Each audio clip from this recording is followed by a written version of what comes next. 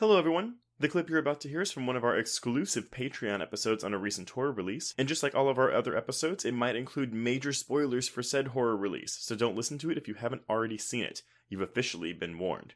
And if you'd like to hear the full episode, just head on over to patreon.com/horrorqueers and subscribe today. Without further ado, here is your exclusive Patreon clip. I'll confess, I still found a bunch of really unsettling imagery. Even just the early scene where she goes for the job interview as the housekeeper. That man is so creepy and insidious. And, when he asks her whether or not her virginity is intact, all I could think of was, wait, this is a movie for kids? Yeah. Well, that's what I'm saying. That was the funny thing, too, because when he was doing the Q&A, he asked all the kids, he was like, how many of y'all have seen It Chapter 1 or Chapter 2? Literally every single fucking one of these kids raised their hand. Oh my goodness. This is where I actively feel like an old person, because I'm just like, no, protect those children. Don't let them see these scary movies. It'll warp and pervert their fragile little minds. Well, no, that's how I would never have been allowed to watch It, either one of them, as a 10, 11, or 12-year-old, at all. Mm-mm. But that's not the way people are. I mean, also, we're in Austin, so it's a little bit more free-spirited here, if you may say.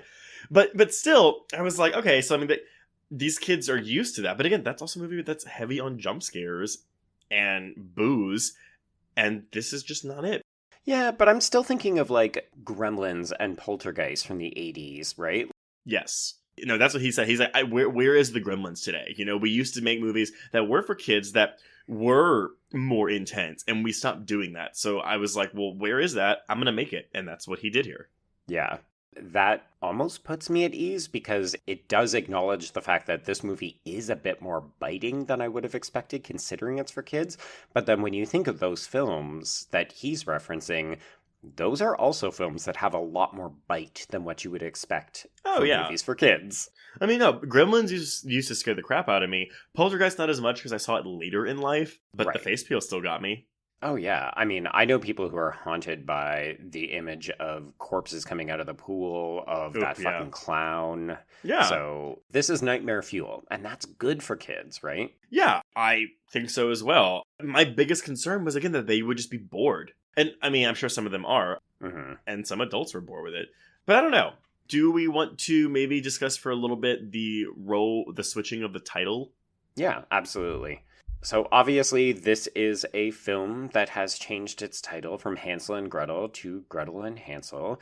And I know a couple of people, I think even a couple of people on the Facebook group had said, I just don't like it because it doesn't roll off the tongue as well. It's not what I'm used to.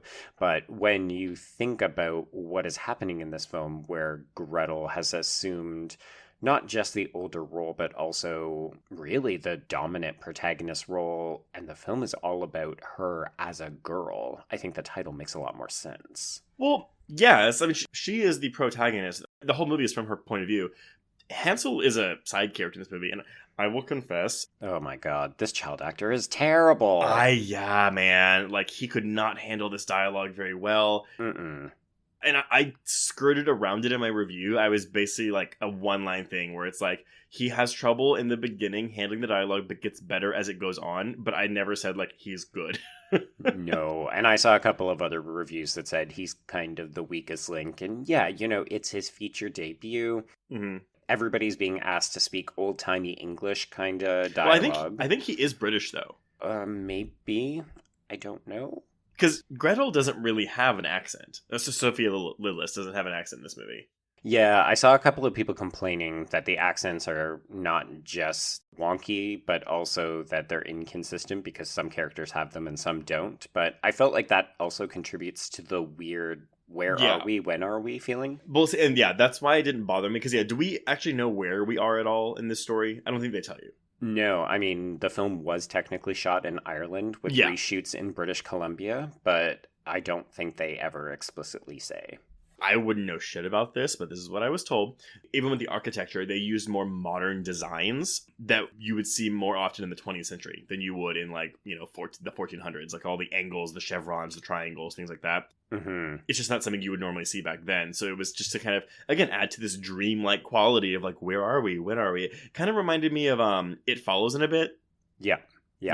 And this is a trend, right? Like, even if you look at something like Riverdale, where we've got this weird pastiche of 50s cars with modern day cell phones. And, you know, it's very de rigueur for genre stuff to do that these days. Mm-hmm. Yeah. But I did see, I mean, not recently. I feel like when the movie was like announced and like the trailer was coming out, there were some bros in the comments of Bloody that were like, man, why we gotta make it about a woman? Like, why is it gotta be about the girl? Like, it's Hansel and Gretel. Why are you, like, would it be the same if you made, like, I don't know, some famous character who's normally a woman, if you made them a man?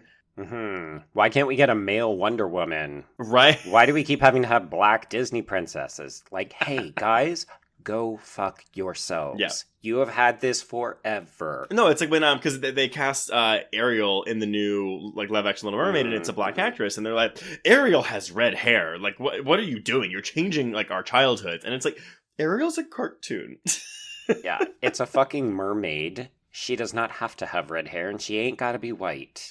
Jesus God. But something even as so simple as like, oh, we're flipping the name to Gretel and Hansel, and people are getting into a tizzy over it, and I'm like, that y'all have enough time to worry about that is just very amusing to me.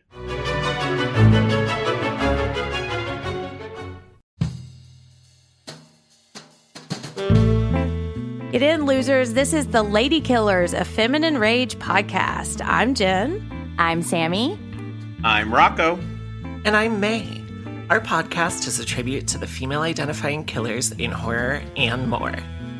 Each episode will feature us, your Supreme Court of female murderers, discussing our favorite lady killers, from your Julias and Jennifers to your Carries and Christines. We'll tell her story, decide if it's good for her horror, and answer the most important question of all: would we die for her? Join us on Thursdays as we pull on our sweaters, snatch our ice picks, sharpen our scissors, and honor the lady killers who live on the silver screen. No boys were harmed in the making of this podcast. Yet.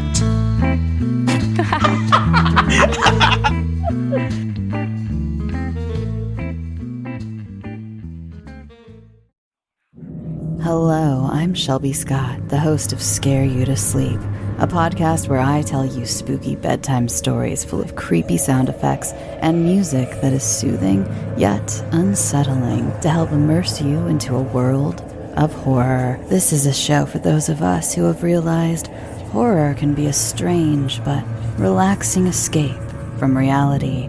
Speaking of escapes, sometimes I lead you through guided nightmares, like a guided meditation, but instead of flowery meadows, I take you on a journey through your own personal nightmare. So come get lost in the terror with me.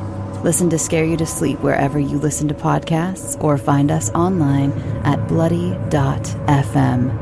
Sweet screams.